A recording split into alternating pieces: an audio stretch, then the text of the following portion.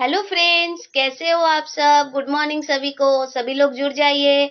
आज के हम लोग चर्चित जो भी करंट अफेयर्स है वो देखेंगे। तो चलिए आज का क्लास शुरू करते हैं। क्लास शुरू करने से पहले आपको बता दूं कि अगर आपको वीडियो अच्छी लगे तो प्लीज इसको लाइक और सब्सक्राइब कर दीजिएगा। और अगर आपको इस क्लास का पीडीएफ चाहिए या किसी और भी क्लास का पीडीएफ चाहिए तो आप मुझे टेलीग्राम चैनल पर फॉलो भी कर सकते हैं। तो चलिए आज का क्लास शुरू करते हैं।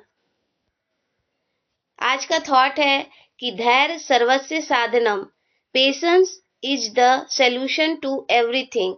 देखिए, आपको मुश्किल समय में या आपके जो अभी स्टडी का जो समय है इसमें आपको पेशेंस रखना बहुत जरूरी है, क्योंकि पेशेंस ही आपको किसी भी लक्ष्य तक पहुंचने में अवसर देता है। क्योंकि अगर आपके पास पेशेंस नहीं होगा और अगर आप उस लक्ष्य तक जल्दी नहीं पहुंच पा रहे हैं तो अगर आप पेशेंस छोड़ देंगे तो आप शायद उस लक्ष्य को ही छोड़ दें या आप शायद जो भी आप अपने जीवन में करना चाहते हैं वो कर ना पाए। तो इसीलिए अपने अंदर धैर्य को बनाए रखिए। तो चलिए इसी विचार के साथ आज का क्लास शुरू करते हैं। पहला क्वेश्चन है, ग्लोबल रिस्क रिपोर्ट 2026 किस संस्था के द्वारा जारी किया गया है।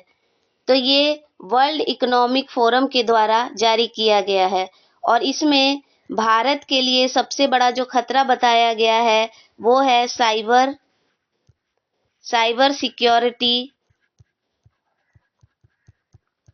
साइबर सिक्योरिटी को सबसे बड़ा भारत के लिए खतरा बताया गया है, क्योंकि अभी हाल ही में देखा गया कि भारत में व्हाट्सएप पे एक ऐसा मालवेयर इंस्टॉल हो जा रहा था जिससे लोगों को पता भी नहीं चल रहा और उनका डेटा लीक हो जा रहा था। तो ये सब देखते हुए इस डेटा में, इस रिपोर्ट में ये बताया गया है कि भारत के लिए सबसे बड़ा जो खतरा है वो है साइबर सिक्योरिटी, यानी कि साइबर जो क्राइम होते हैं उनसे भारत को काफी खतरा है और ये भारत के लिए खतरे की बात है और चिंताजनक भी बात है।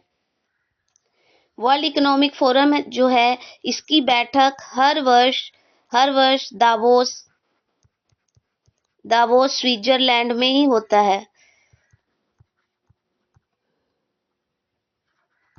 स्विट्जरलैंड में इसका हर वर्ष आयोजन होता है और इस बार कब हुआ, इस बार 19 से 23 जनवरी के बीच में इसको आयोजित किया गया।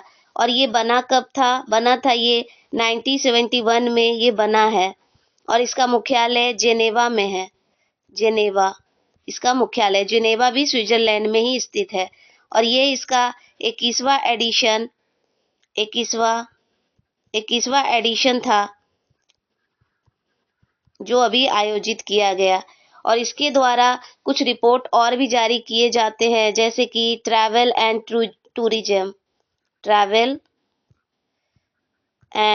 टूरिज्म। इसमें भारत का स्थान कितना है, 39। भारत 39 नंबर पर यानी 39 नंबर पर है। दूसरा रिपोर्ट है ग्लोबल कंपटीशन इंडेक्स जो है ये भी जारी करता है। इसके द्वारा जेंडर गैप इंडेक्स इसको भी जारी किया जाता है, यानी ये काफी इंडेक्स यानी रिपोर्ट जारी करता है। और 2026 में इसने भारत के लिए साइबर सिक्योरिटी को लेके खतरा जताया है ग्लोबल रिस्क इंडेक्स में। हाल ही में भारत के द्वारा 114 राफेल फाइटर जेट खरीदने की मंजूरी दी है। राफेल जो है ये किस देश का फाइटर जेट है। देखिए, राफेल जो फाइटर जेट है इसके लिए भारत ने फ्रांस से डील किया था। कब किया था, 2016 में। उसके बाद भारत ने 36 राफेल खरीदे थे। 36 राफेल जो फाइटर जेट है उसको खरीदा था भारत ने फ्रांस से। उसके बाद ये किसकी जगह पर आया था, तो ये मिग 21 जो मिसाइल थी ये रूस का फाइटर जेट था। इसकी जगह पर इसको लाया गया था क्योंकि ये काफ़ी पुराना हो गया था। और राफेल को फ्रांस की किस कंपनी ने बनाया है? तो इसको डेसॉल्ट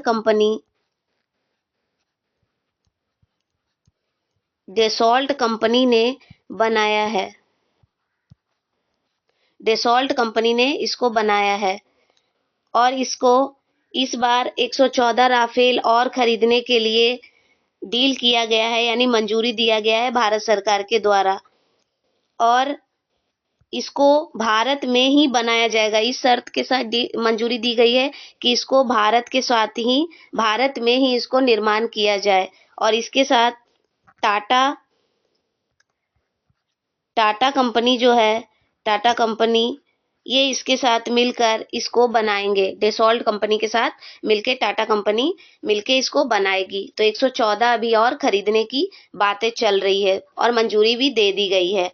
और इससे पहले राफेल का तो 36 खरीदा गया था एयरफोर्स के लिए, उसके बाद ये नेवी के लिए भी खरीदा गया था। यानी राफेल का जो मरीन वर्जन है, यानी कि नेवी के लिए जो है, वो भी भारत के द्वारा 2025 में खरीदा गया था।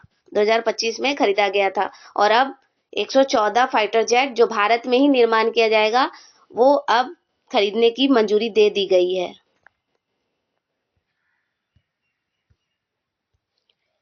भारत का पहला इंटरनेशनल डुगोंग संरक्षण केंद्र किस राज्य में बनाया जा रहा है?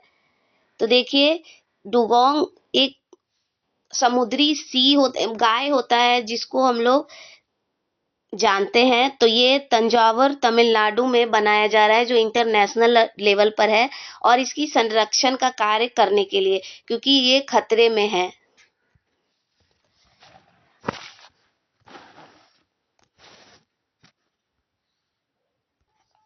इसको तंजौर तमिलनाडु में किया गया है, संरक्षण के लिए केंद्र बनाया जाएगा और इसको पर्यावरण पर्यावरण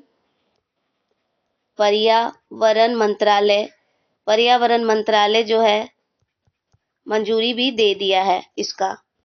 इसका उद्देश्य क्या है? डुगोंग और उनके समुद्री घास आवासों का संरक्षण और विविधता जो है समुद्र में, उसको संरक्षित करना, ताकि इनके जीवन जो इनका है उनको बचाया जा सके और इनके लिए भी संसाधन उपलब्ध हो। इसीलिए ये बनाया जा रहा है।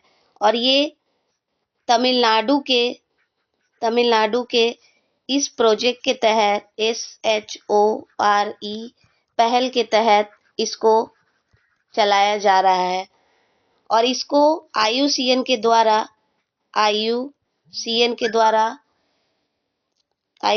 द्वारा 2025 में समुद्री सुरक्षा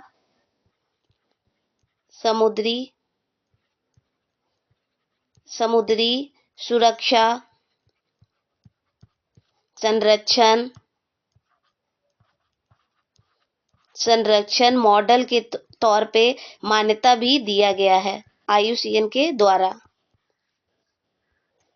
इससे क्या होगा? इससे हमारे नीली अर्थव्यवस्था यानी ब्लू इकोनॉमिक को बढ़ावा मिलेगा। ब्लू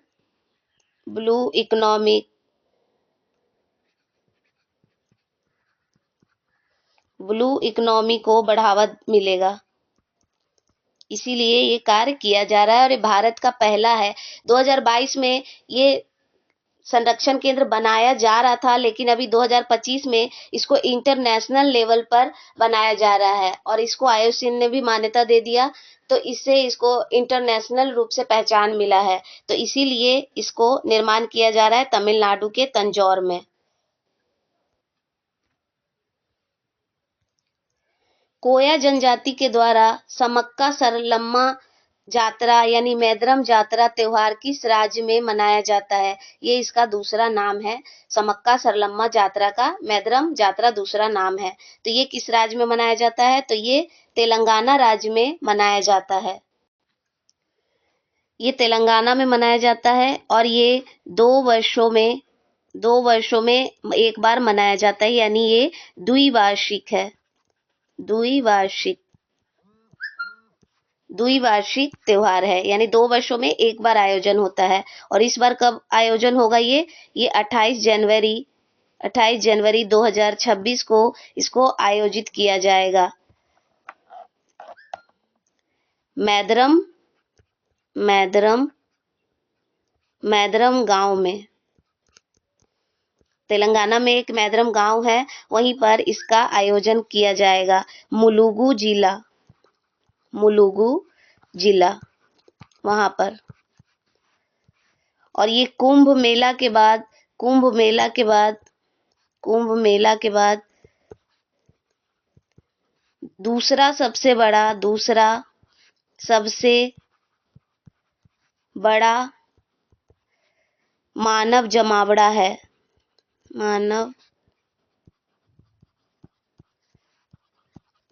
यानी कि जितनी भी भीड़ कुंभ में आती है, उसके बाद इसी त्योहार में इतने जनसंख्या एकत्रित होकर इस त्योहार को मनाती है। और ये मनाया किसके द्वारा जाता है? तो ये कोया जनजाति के द्वारा मनाया जाता है। और यहाँ पर एक वाइल्ड लाइफ सेंचुरी है। वाइल्ड लाइफ सेंचुरी के अंदर इसको मनाया जाता है, वो है एतू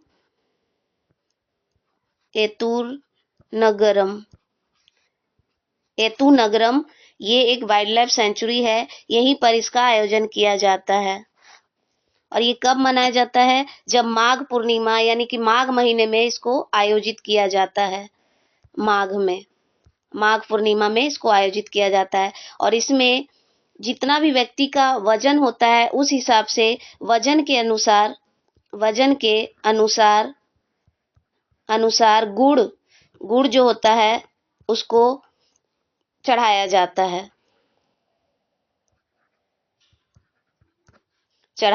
है। और इसमें एक नदी है जपन्ना बागु, ये नदी है, इसी में स्नान किया जाता है इस त्योहार के दौरान। तो चलिए आगे बढ़ते हैं। भारत के लोकपाल का स्थापना दिवस किस दिन मनाया जाता है? देखिए, लोकपाल जो है ये 2013 में बनाने की बात चली थी। और अन्ना हजारे के बारे में अगर आप लोगों ने सुना हो तो 2012 से 13 के बीच में उन्होंने अनशन किया था, उसी के बाद इसको बनाया गया था। और 2014 में इसके लिए एक्ट बना और ये बनाया गया। और इसका काम क्या है? इसका काम है करप्शन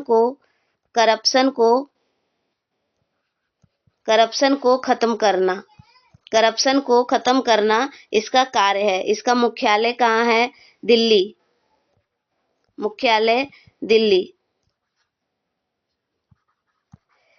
जैसे केंद्र में लोकपाल होता है, वैसे ही राज्य में लोकायुक्त होता है। दोनों का काम सेम होता है, लेकिन राज्य में अलग और केंद्र में अलग। और इनका कार्य ये होता है कि करप्शन में अगर कोई लिप्त अधिकारी है तो उन पर नजर रखना और उनकी जो भी है उसके ऊपर कार्य करना, यही इनका कार्य है। और अभी वर्तमान में इसके हेड कौन है, चेयरपर्सन कौन है? तो वो है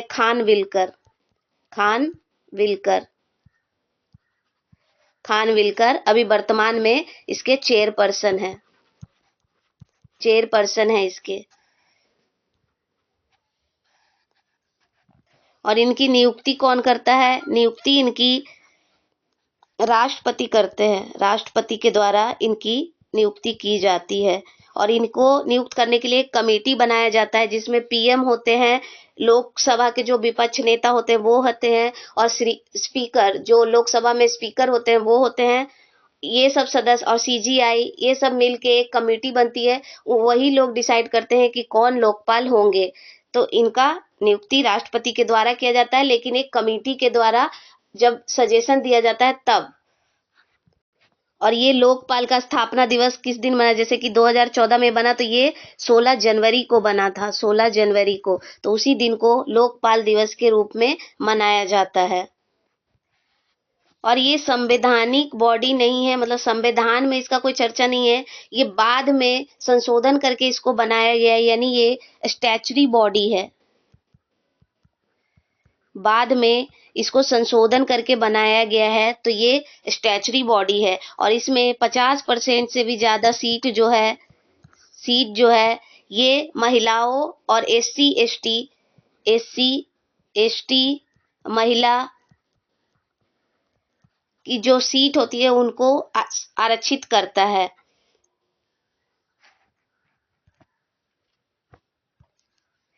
भारतीय प्रतिभूति और विनिमय बोर्ड सेबी यानी कि सेबी के द्वारा भारत को आईपीओ में किस नंबर पर बताया गया है? तो सेबी ने आईपीओ यानी इनिशियल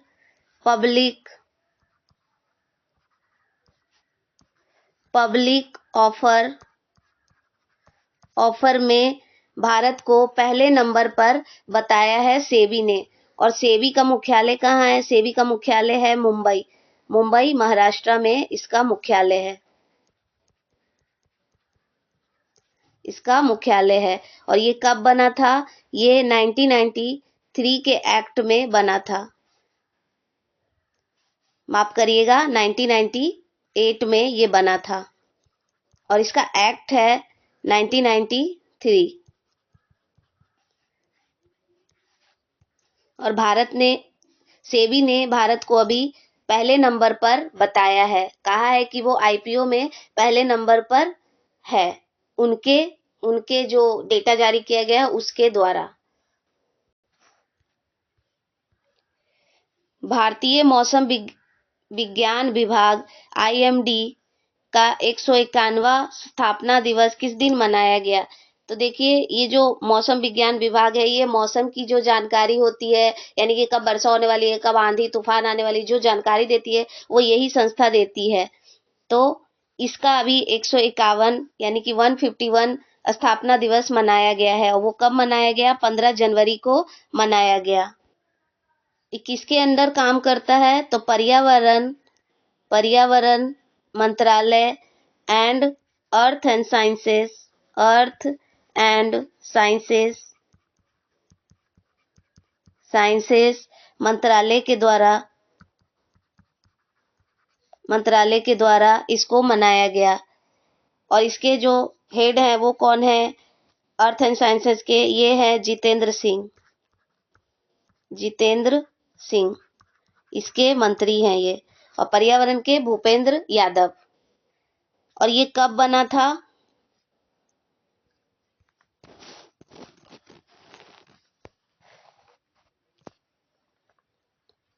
ये कब बना था? तो ये 15 जनवरी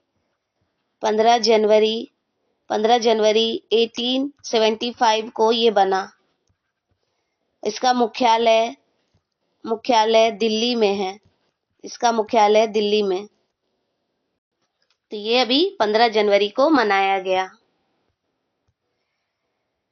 92 शतरंज ग्रैंड मास्टर कौन बने हैं? शतरंज ग्रैंड मास्टर का अर्थ है कि जो चेस के खिलाड़ी होते हैं उनको ग्रैंड मास्टर कहा जाता है। अगर कोई पहली बार जीतता है या कोई जो एक प्रोग्राम आयोजित होता है उसमें कोई जीतता है तो उसको ग्रैंड मास्टर कहा जाता है। तो ये अभी आर्यन बने हैं 92 नंबर के। और ये जो ईलम पाथी हैं ये 90 नंबर के थे। और राहुल जो थे ये 91 नंबर के यानी 91 नंबर के ये थे। और रोहित जो है 89 नंबर के ग्रैंड मास्टर थे भारत के। हाल ही में युगांडा के 7वीं बार राष्ट्रपति किन्हें नियुक्त किया गया है? तो ये अभी योबरी मुसेवेनी को अभी नियुक्त किया गया है। 7वीं बार ये जीते हैं वहां पर। और इनको कितना वोट मिला है? इनको 71% वोट से ये जीते हैं और 7वीं बार यहाँ राष्ट्रपति नियुक्त हुए हैं। ये जो है ये 1986 से यहाँ राष्ट्रपति बन रहे हैं। बीच बीच में किसी और का भी कार्यकाल आया है, लेकिन ये इनका 7वीं बार राष्ट्रपति के तौर पे नियुक्ति किया गया है। और युगांडा इसकी राजधानी कंपाला। और ये खुद किस महाद्वीप का देश है? तो ये है अफ्रीका महाद्वीप का देश है। ये अफ्रीका महादेश का देश है। ये महाद्वीप ये वहां का देश है। यहाँ पर भाषा सुबेली सुवेली, सुवेली और अंग्रेजी, अंग्रेजी भाषा वहां पे बोली जाती है। और यहाँ से विषुवत रेखा, एक काल्पनिक जो रेखा है, विषुवत रेखा, कर्क रेखा, मकर रेखा, तो विषुवत रेखा यहाँ से गुजरती है, यहाँ से गुजरती है। यहाँ पर लेक एल्बर्ट,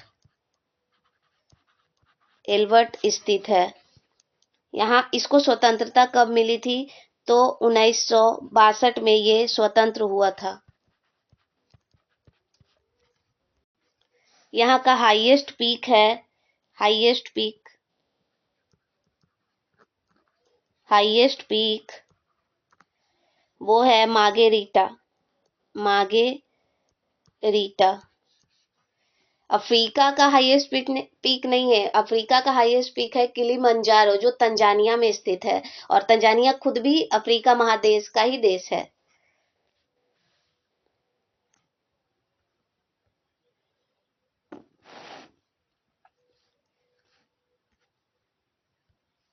तो ये भी ओबरी मुसेवेनी बने हैं, 7वीं बार इनको राष्ट्रपति के तौर पे नियुक्त किया गया है। यूरोपियन यूनियन ने 25 वर्षों के बातचीत के बाद किस गुट के साथ फ्री ट्रेड एग्रीमेंट पर हस्ताक्षर किया है? तो देखिए, यूरोपियन यूनियन जो है, ये भी मर्कासूर जो ग्रुप है, इसके साथ एक फ्री ट्रेड एग्रीमेंट यानी मुक्त व्यापार समझौता पर साइन किया है। और ये मर्कासूर क्या है? मर्कासूर जो है 4 देशों का ग्रुप है। जो पहले इसके संस्थापक थे वो थे Argentina, Argentina, Argentina, Brazil, Brazil, Paraguay, Uruguay, Uruguay, ये इसके संस्थापक सदस्य हैं। बाद में इसमें वेनेजुला और बोलिविया भी जुड़े थे, लेकिन वेनेजुला को और बोलिविया जो जुड़े, बोलिविया इससे जुड़े, तो इसको वेनेजुला को 2016 में इससे बाहर कर दिया गया था।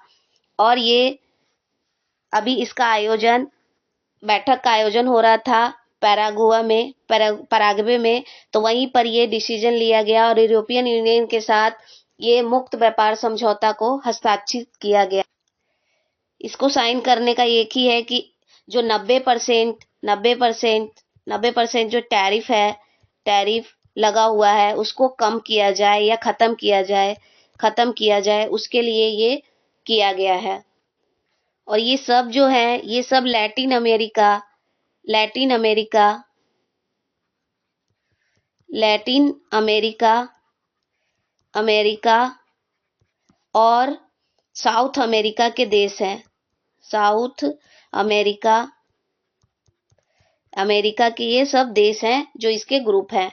और ये खुद कब बना था? तो ये बना था 1991 में ये बना था। और इसके संस्थापक तो बता ही दिया, अर्जेंटीना, ब्राजील, पराग्वे, उरुग्वे हैं। और इसमें बाद में जुड़े थे वेनेजुला और बोलिविया, तो इनको, वेनेजुला को बाहर कर दिया गया 2016 में।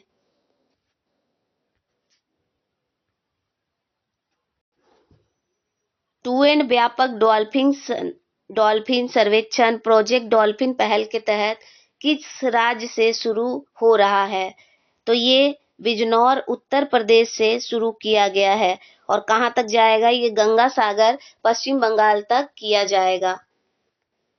ये डॉल्फिनों की गणना की जा रही है, गणना यानी कि उनकी संख्या की गिनती की जा रही है, काउंटिंग की जा रही है, ताकि पता चल सके कि कितनी डॉल्फिन हमारे देश में है। प्रोजेक्ट डॉल्फिन जो है ये 2020 में आया था पर्यावरण मंत्रालय के अंदर।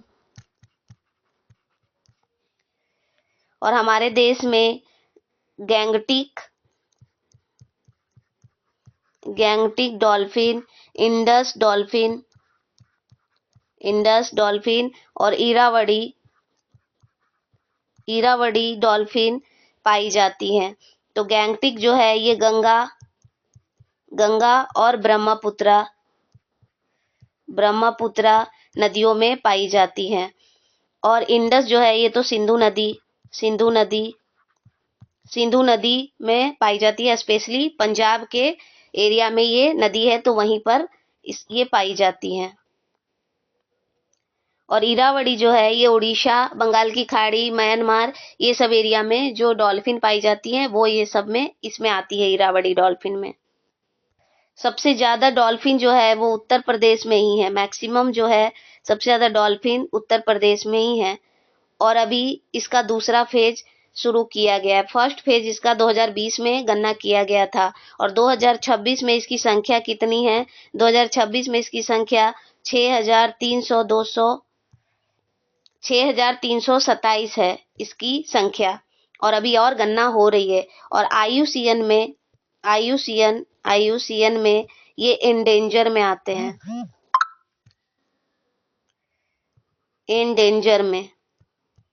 एंडेंजर में आते हैं आईयूसीएन में। और इसके लिए जो कंजर्वेशन सेंटर है, कंजर्वेशन सेंटर वो विक्रमशिला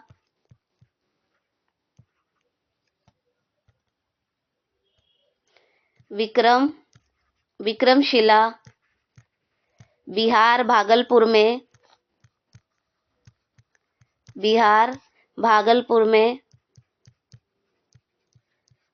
भागलपुर में भी बना हुआ है।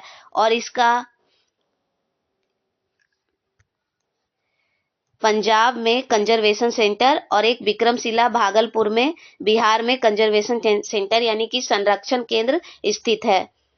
और इसको डॉल्फिन जो है ये हमारे देश की नेशनल एक्वेटिक यानी कि मराइन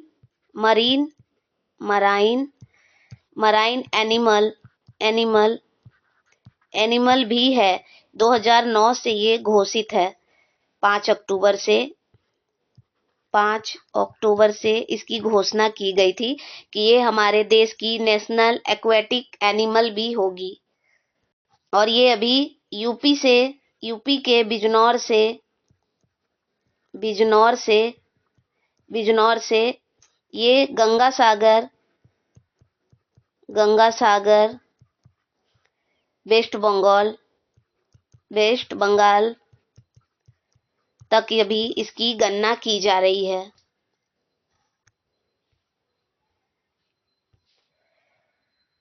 HNS प्रतिक्रिया अभ्यास किन देशों के बीच आयोजित किया गया है? तो ये भारत और जापान के बीच आयोजित किया गया है अभी। इसका आयोजन मुंबई में किया गया। और इसमें भारत की तरफ से इंडियन कोस्ट गार्ड ने भाग लिया। और इसका जो समुद्र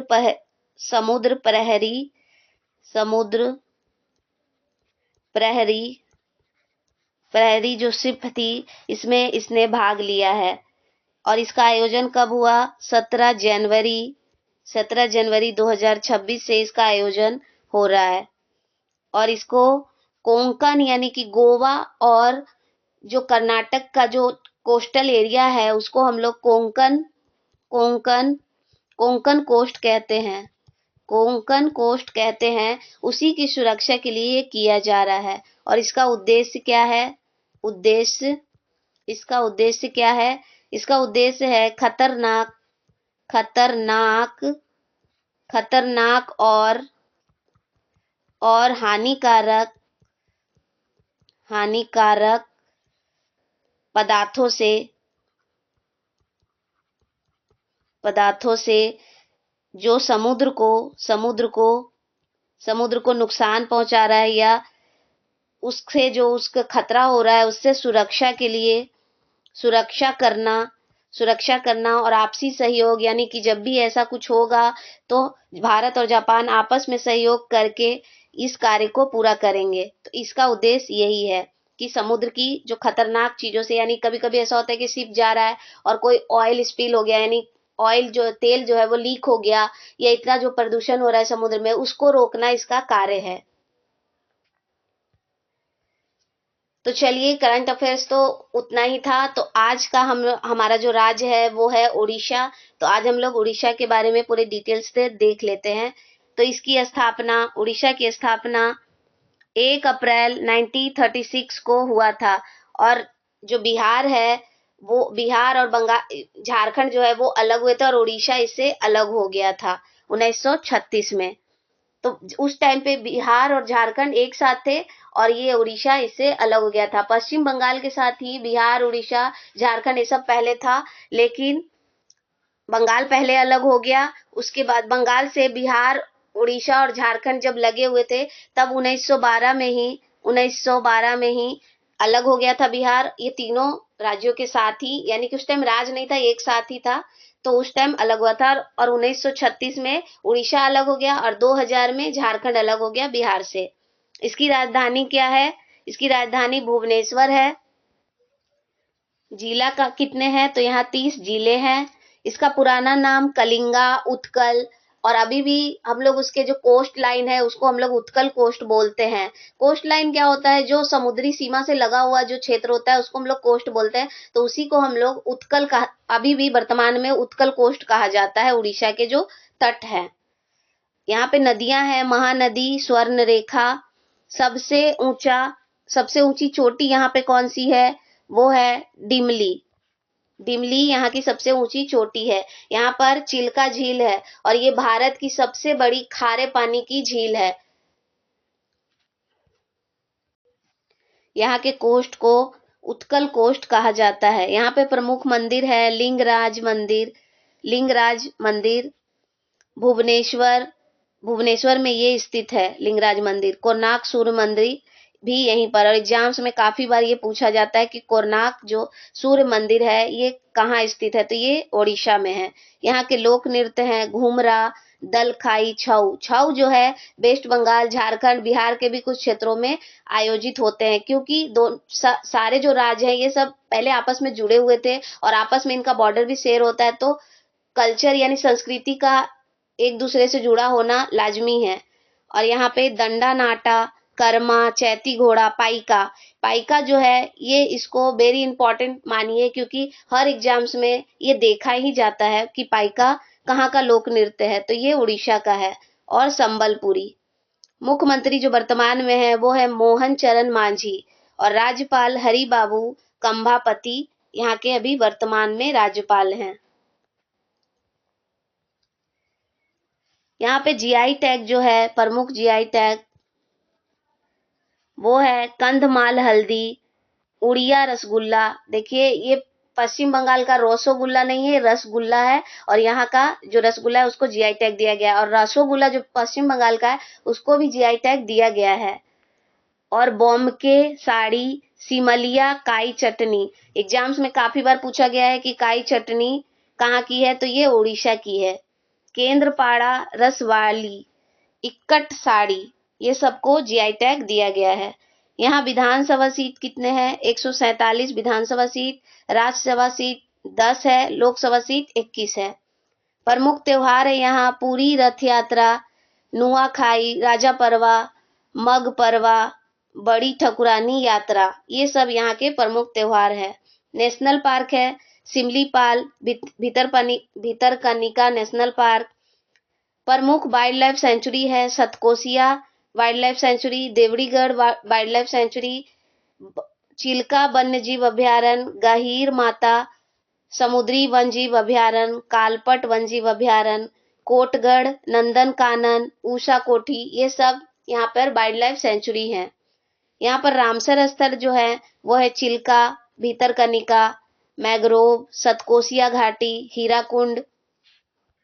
हीराकुंड डैम जो है ये तो विश्व का सबसे ऊंचा जो डैम होता है उसमें शामिल है हीराकुंड डैम, और ये उड़ीसा में स्थित है। किस नदी पर? महानदी पर।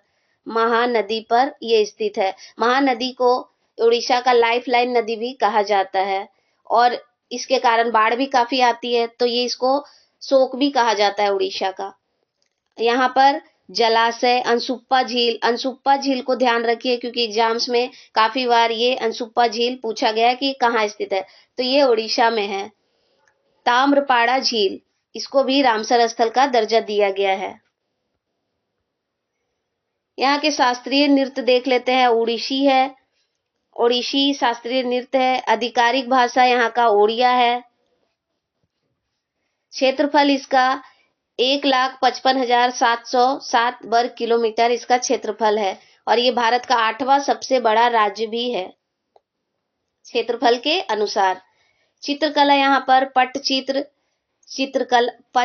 चित्रकला, सौरा चित्रकला, पिपली एप्लिक वर्क। तो देखिए पट्टचित्र और पिपली जो है इसको ध्यान रखिए, क्योंकि ये ज्यादा इंपॉर्टेंट है, और एग्जाम्स में मैंने खुद देखा है 1-2 एग्जाम्स में कि ये क्वेश्चन आए थे।